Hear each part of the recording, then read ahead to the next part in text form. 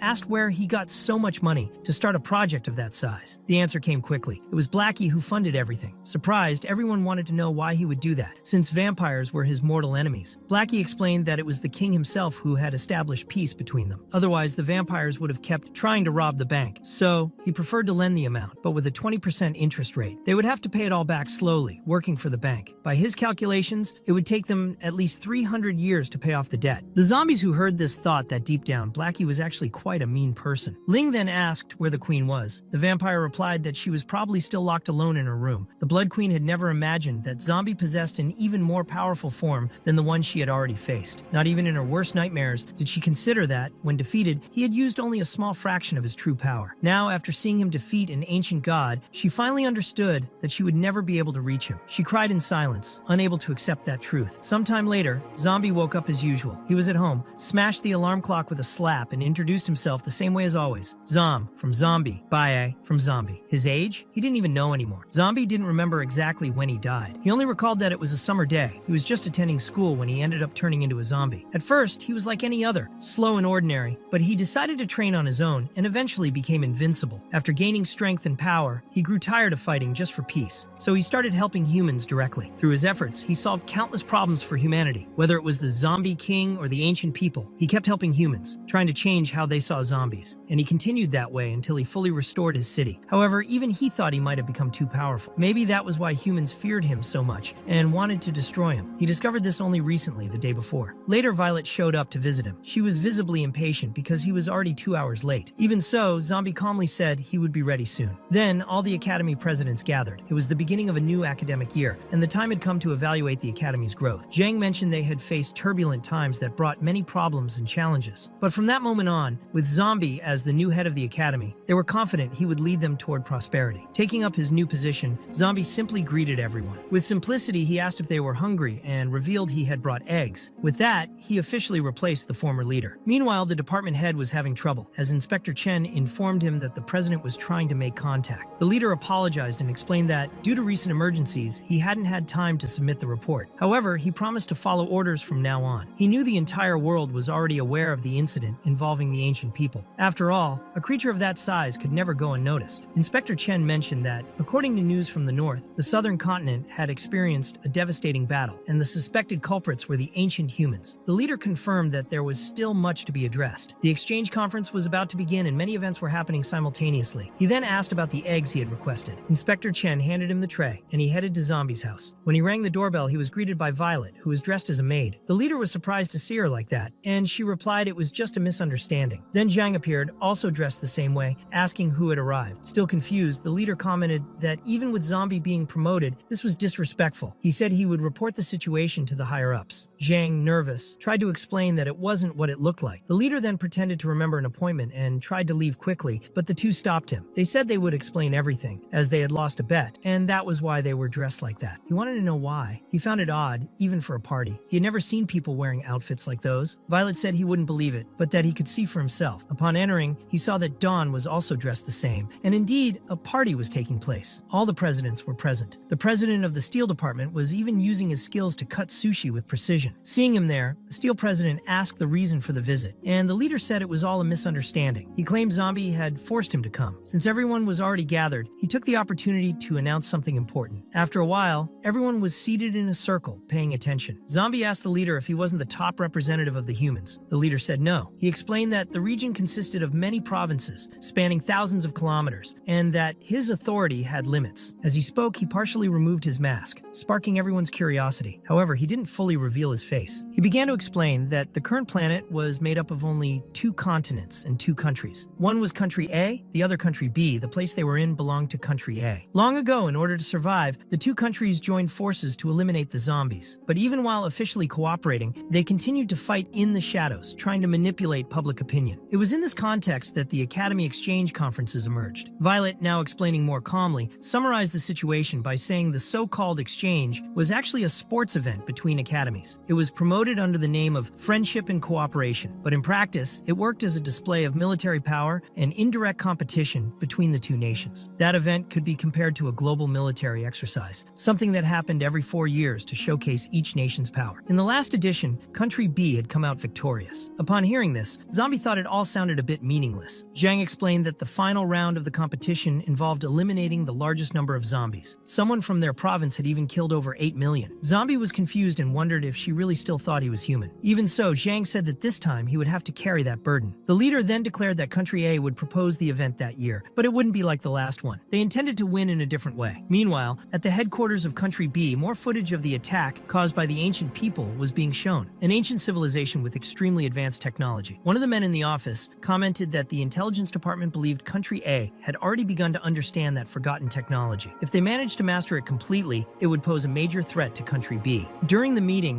one of the girls recalled that the sports competition between the two countries would take place the following month. The man confirmed it and ordered them to attend the event, but with a secret mission to thoroughly investigate Country A's involvement with that ancient technology. The girls accepted the order directly from the Prime Minister. At that point in the story, everyone seemed to have completely forgotten about Jamie, who had escaped and was now acting on his own. No one seemed to care about his existence anymore. He was free, doing whatever he pleased. The story's script didn't seem too concerned with coherence, with events happening too quickly, plot holes, and ignored characters. Still, everything was done with humor, and for that reason, the best thing to do was simply laugh. At that moment, Jamie was conducting experiments to revive the dried-up body of the Elder who had attacked Earth, or rather, who had attacked Zombie directly, triggering all the current chaos. The experiment was successful, but the results surprised everyone. The revived Elder was a bald, skinny, and apparently fragile man. The doctor was confused, wondering where the powerful warrior they had fought had gone. The Elder revealed that he was the one responsible for everything. The powerful armor everyone saw had been designed by him, but its function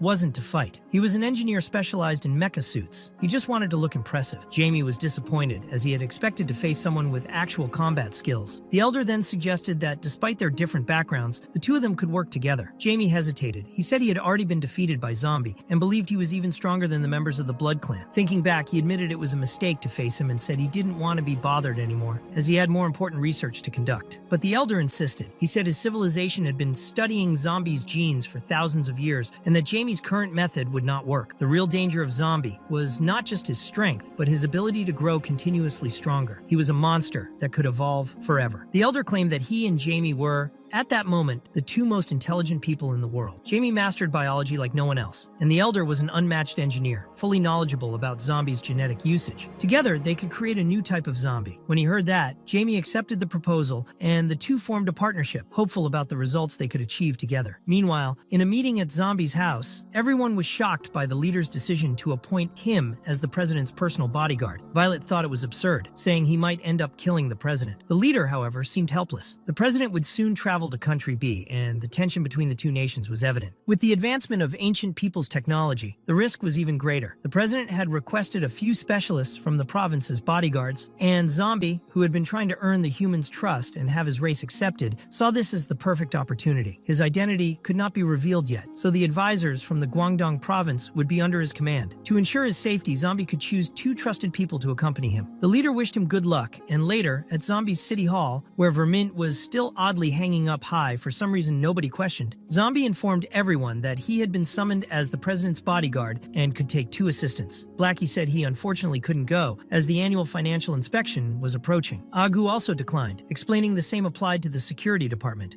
Gan couldn't go either. That left Fur and Lang, who were available. Both were trustworthy, and Zombie, thrilled by their enthusiasm, took them with him as if they were two extremely strong guard dogs. When Zhang saw them next to Zombie, she commented that they were adorable and called them good boys, as if they were pets. Fur, bothered by that, warned that if she made that kind of joke again, he would bite her to death. The reaction was so unexpected that Zhang was startled to realize the dog had actually spoken. Violet then appeared and explained that he was just one of Zombie's underlings and asked them to follow her. The nation's president wanted to meet him. When they arrived, the president's guards treated them with contempt, underestimating them for being late and especially for Zombie's appearance. One of the bodyguards approached, saying he had already dealt with 10 weaklings just like him. However, upon taking the first offensive step, he was struck so quickly he fell to the ground immediately. Most were shocked, but Zhang loved the scene. Later, in the presidential office, Zombie introduced himself. The nation's president commented that the Guangdong department leader had informed him that he was very strong, ideal for acting as a bodyguard. He wanted to know directly how Zombie would protect a national authority in case of danger. Zombie replied that, honestly, there was no real danger for him. Faced with such confidence, the president was impressed. He thanked him for his honesty and stated that he believed in his ability. The mission could proceed. Meanwhile, in the the ruins of an ancient city in Country B, Ashi appeared fully equipped for combat. She said the zombie army was ready. She thanked everyone for their effort, said she would take care of the rest, and reflected on the world. She thought everything was very beautiful, but couldn't understand why humans still insisted on fighting one another. Ashi replied that he didn't know the reason. After all, he wasn't human. The woman then said she believed the root of everything was selfishness. She gathered all her brothers and sisters, saying the president of Country A was on his way. Their mission was clear: eliminate that dog. She acknowledged it might sound absurd, and that many would wonder about the reason behind that order. She admitted that the zombie outbreak had caused major disruptions, but emphasized that zombies never truly posed a real threat to humanity. Compared to technology, they were never even worth mentioning. She claimed that humans had already developed control methods hundreds of years ago, yet armies still insisted on exterminating them. In her view, it was all a conspiracy. Both Country A and Country B hid the truth that zombies could also have consciousness. Wiping them out was just an excuse to fuel internal conflict. Families had been destroyed, and conscious zombies were slaughtered in cold blood. Therefore, the mission of that group was more than simple revenge. They intended to overthrow both countries and unify the world under the idea of coexistence. At that moment, the official delegation from Country A was arriving in Country B. A grand welcoming ceremony had been prepared. The media was present. The public was following everything through live broadcasts. It was a grand event, but behind the scenes, rumors suggested that something dark was going on. In a plane approaching the ceremony site were the two girls sent by the Prime Minister. Their mission was simple: to protect the president. However, one of them suspected that their own sister might act impulsively. She believed that, knowing her sister's personality, she would try to bring the plane down before it even landed. At the same time, Ashi was moving through the streets, initiating the operation. But as the plane passed over her position, she felt something strange, a sensation both frightening and familiar. She felt unwell for a moment, but decided to continue with the plan. When the plane from Country A finally landed,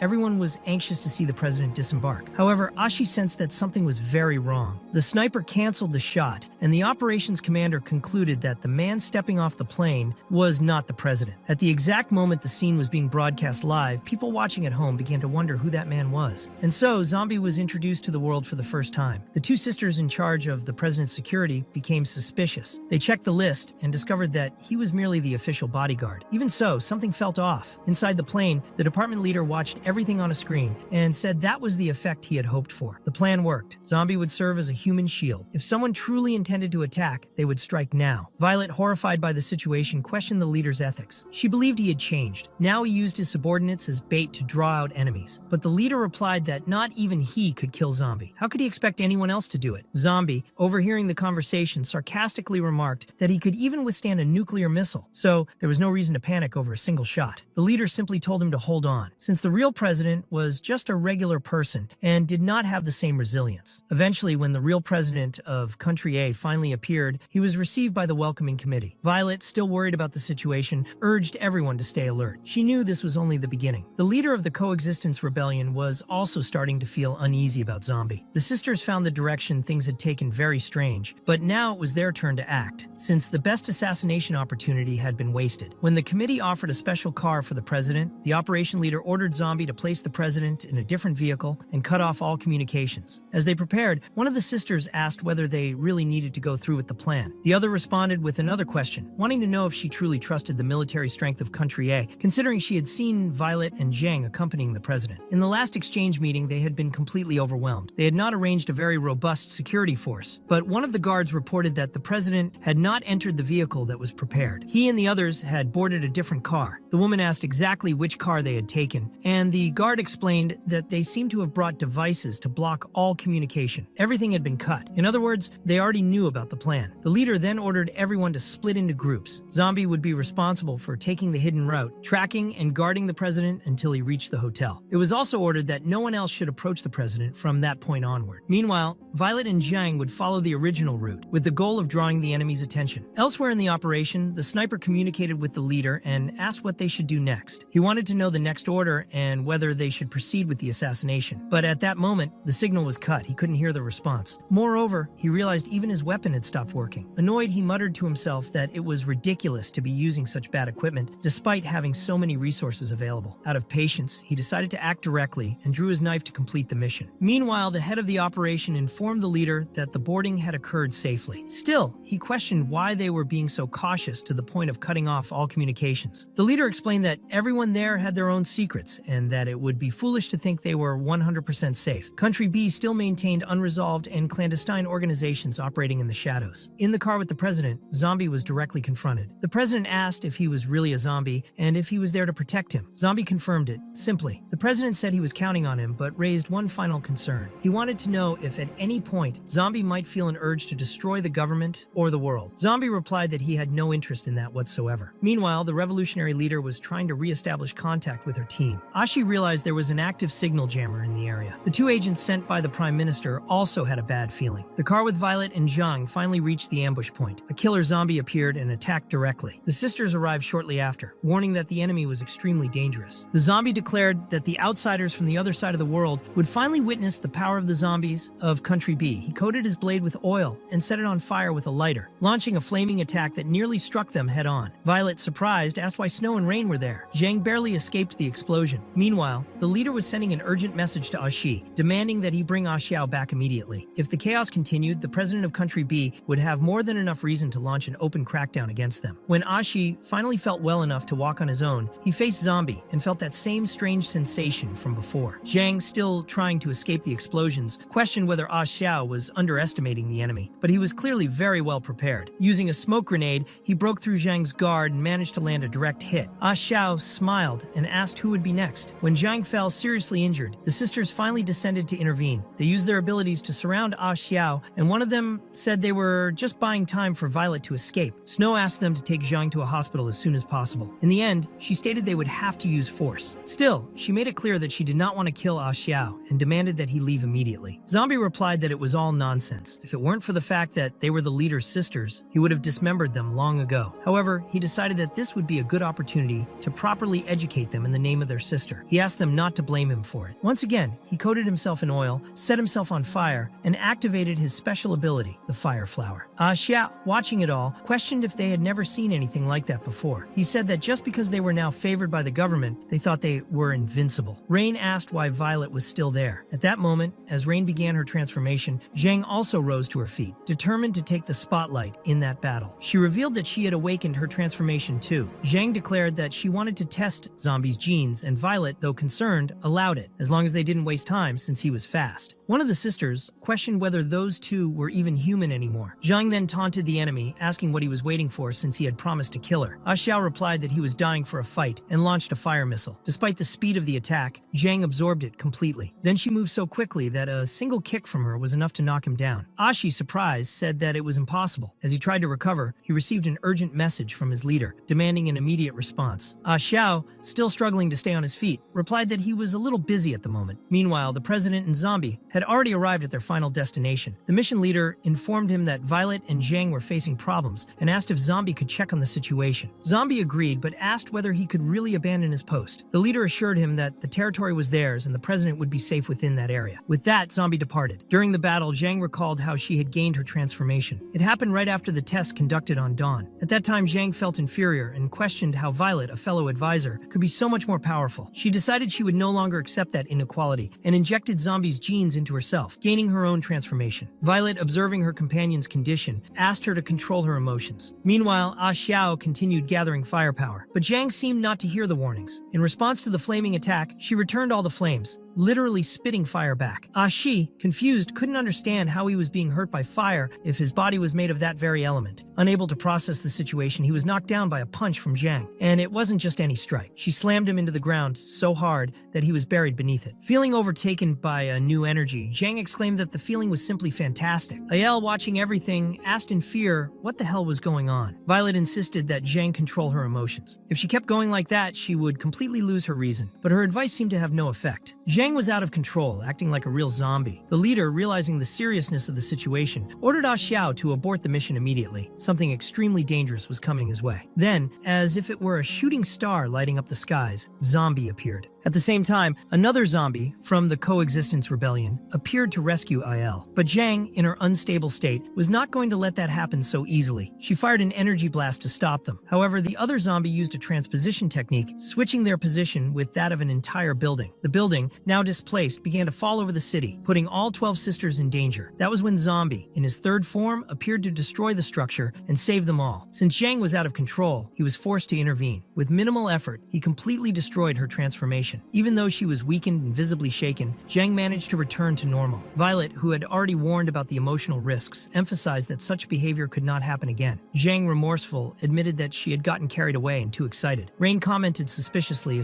asking if that woman had always had that face, because just a moment ago, she had seen a very handsome man. Snow agreed, thinking it might have been some kind of illusion magic or something similar. Rain joked that it was probably just because they had been single for too long, but then returned to the topic, wanting to know exactly who that person was. Snow replied that she had honestly never heard of him. Rain then suggested that he might have accessed ancient civilization technology and wondered how he could be so powerful in that transformed state he showed. While they were talking, Snow received information through her communicator. They said that the president of country A had arrived at the hotel. She then informed her sister that her mission was officially complete, but still requested that the prime minister's intelligence team investigate who that mysterious hooded boy was. Meanwhile, Ashin was upset for having been rescued by force. He complained that he was about to defeat the enemy, but the other zombie explained that he was only alive because of that rescue. The real problem, according to him, was that mysterious hooded man, who ended up ruining their best chance to complete the assassination. To make matters worse, he now sensed two foreign auras ahead. Two powerful zombie bosses had invaded their territory. In reality, it was the pet transport arriving, bringing Fur and Lang. When Zhang came to pick them up, Fur was furious, but she immediately threatened to tell everything to Zombie if he misbehaved. Afraid of ending up like Vermint, who was still locked up at the time, Fur changed his attitude and promised to behave. He said he would behave, repeated it several times, and ended with a cheerful woof woof woof. Snow commented that those pets really did seem special. Violet confirmed, saying yes, they were different from the others. Since there were no urgent problems remaining, Snow announced that the official meeting would begin in 2 days and hoped they could cooperate pleasantly. As the group separated,